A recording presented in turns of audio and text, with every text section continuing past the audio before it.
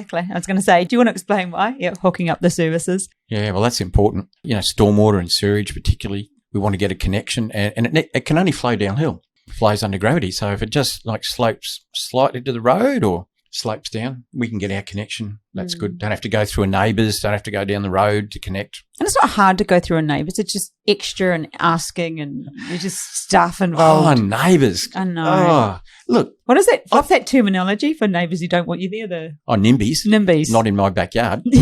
They're people that object to your... everything. Object to everything. They object to your everythings. Yeah. The NIMBYs. I've done developments where I've had NIMBYs next door and they object to the development, but there's no real town planning grounds other than the fact that, when I came here 40 years ago, I didn't expect to have 4 neighbours.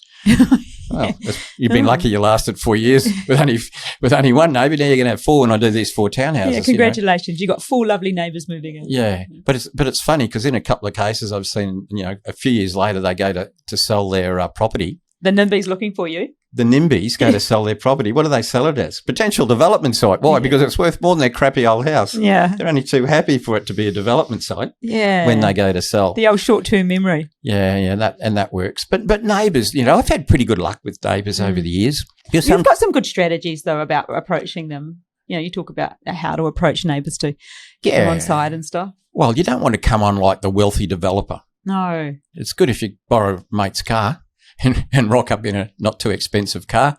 Yeah, but I mean, sometimes we have to go into a neighbour's property if it's the only way we could get, say, a sewer or a stormwater connection. The pipe happens to be in the neighbour's property. And I've had pretty good luck just being a regular guy and explaining, tell them what I sometimes do is tell them, I'm going to give you a new fence and you don't have to pay a cent. I'm just going to cover the cost on the fence. The reason being... Everyone loves a new fence. Everyone loves a new fence. But it's one of the conditions of your development approval is probably that you're going to have to put up a new fence around your townhouses and you can't charge the neighbours. But they don't know that. And so I'm going to throw in a new fence for you. I'm not going to ask you for half. Crikey. If anyone's listening and their neighbour just bought them a new fence, if they could share some of their stormwater. I hope none of the neighbours to my next side are watching this. Yeah. But sometimes, it's just catch up, have a coffee. One time I was involved in a larger project. It's about 21 townhouses. The only way we could get the water out without spending a lot of money was to go through a neighbour's property. And there's a little old lady owned it. And I can remember, this is going back ages. I mean, this could be 20 years ago. And I can remember sitting in the little old lady's kitchen having cup of tea after cup of tea. Talking her into it. And talking about her parrot. Oh, no. And her cat. Oh, no. The parrot and the cat got on okay, thank goodness. And I would have been there 2 hours, just talking about things and, oh, yes, dear, and, just explaining, we didn't put this pipe here, but we're going to give you a lovely new fence.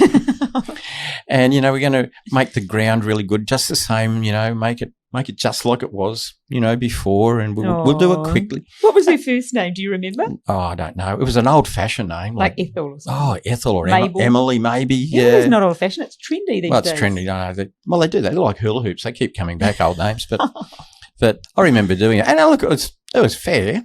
Yeah. And you're not the sort of person to rip people off. No. I mean, I just asked her if it would be okay. And you just had to hear the parrot and cat stories. Yeah. And it was all done over several cups of tea, And look, most of the time, I found neighbours pretty approachable. You get the odd one. But, I mean, that's life, Most people are approachable and good. You just get the odd one.